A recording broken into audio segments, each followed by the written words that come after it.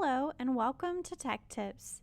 Today we'll learn basic steps on how to create a Google site. You do need a Google account in order to follow these steps. Let's get started. First, navigate to Google Sites. Go to sites.google.com. Log into your Google account, type your email address and click Next, and then type your password and click Next. We are now on Google Sites main page. You can see that our library account already has 3 Google Sites we've used for other projects. You can choose to start a blank site, or you can use a template. Let's click on Template Gallery. These are free templates you can choose. Think about why you need to create a Google site. Do you need a website for your small business? Do you want to create a digital portfolio as part of a job application? Find a template that you like and click on it. Once you click on a template, it will load. You can now edit your website by changing text, images, and other information. To the right of the screen, you'll see a sidebar. You'll use this sidebar to edit the website. Under the Insert tab, you can add text boxes, images, embed links, and add items directly from your Google Drive. You can also add sections and use different layout templates.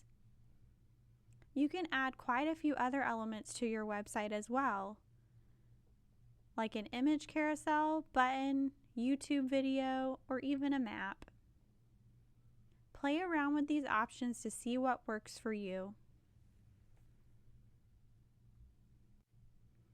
Let's go to the Pages tab. The Pages tab shows how many pages your website has. We only have a home page. To add a new page, click the plus sign at the bottom of the sidebar. Let's go to Themes.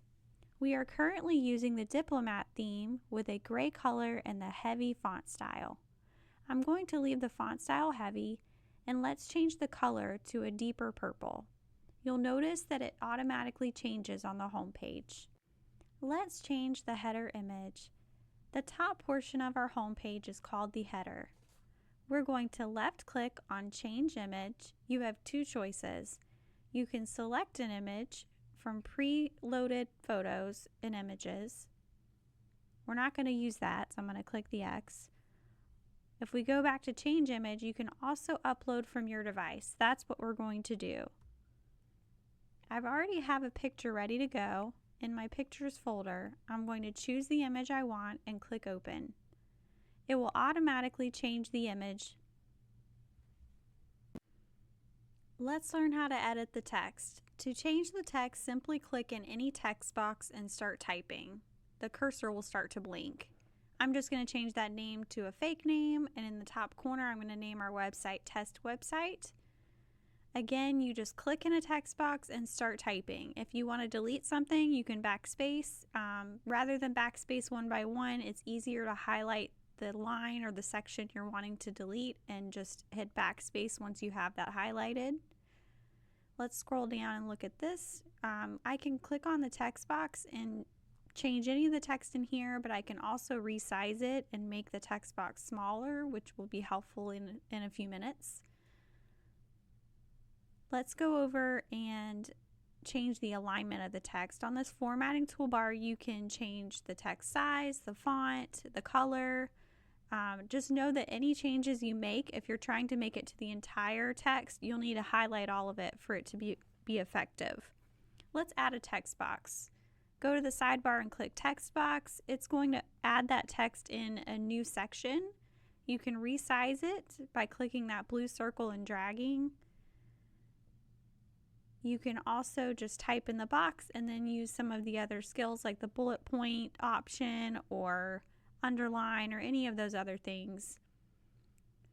Resizing that text box is helpful because you can then drag that text box into other sections on the website. So I can drag this up into this blue area and it looks much better.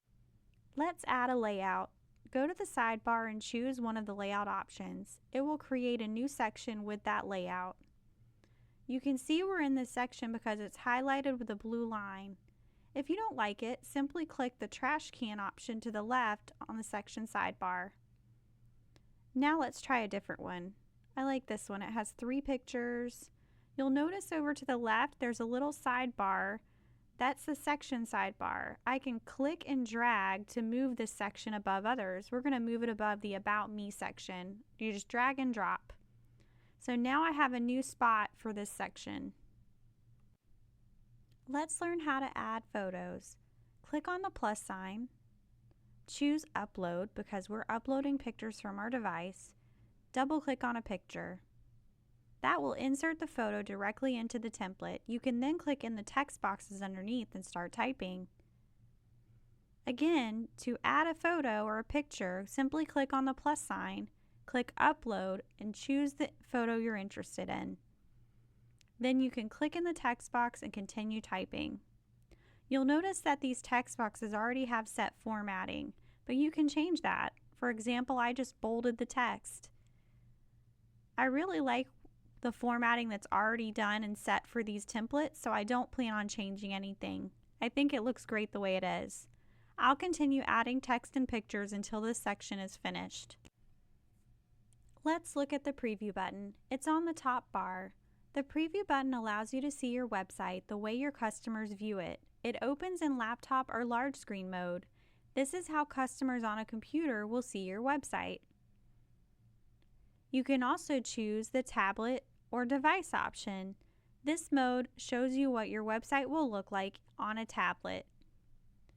You also need to test the phone mode. This will show you what your website looks like on a cell phone. You can exit the preview mode by clicking the light blue X on the preview mode toolbar. In the editing screen, you can make necessary changes for rearranging sections if needed. The preview shows you what you might need to change. The final step is publishing. Click the blue Publish button. Now you need to decide on your URL or web address. Anything you type in the box will be added to the end of the URL. Google will let you know if that URL is already taken. Once you've typed in what you want your URL to be, read through the rest of the screen before you click Publish. Once the website is published, you can view it. You can see the URL at the top, sites.google.com/view/nwrlsdog/home. There's so much you can do with Google Sites, and this is all for free if you have a Google account. Play around with it and see what you can do for your business or for your personal needs. I hope you enjoyed learning basic things about Google Sites. For more resources, visit the library website at www.nwrls.com, the Northwest Regional Library System's YouTube channel, or for specific Google support, go to support.google.com to learn more tips about Google Sites. I hope you have a great day.